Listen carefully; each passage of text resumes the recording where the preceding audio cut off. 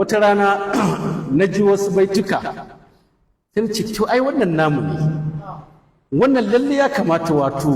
lalle wannan wato ba dan Allah ya ƙari rayuwarsu ba, wannan kamata ta yi lalle a zaunar da shi a karantar da shi hadisi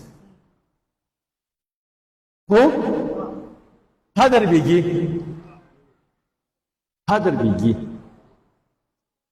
wata magana da ya faɗa ce kai wannan namu ne, wannan dai wannan kalma ce ta masu hadisi. Ya ce da annabi in dai ba kai ba wannan ka bana gane shi, in dai ba kai ba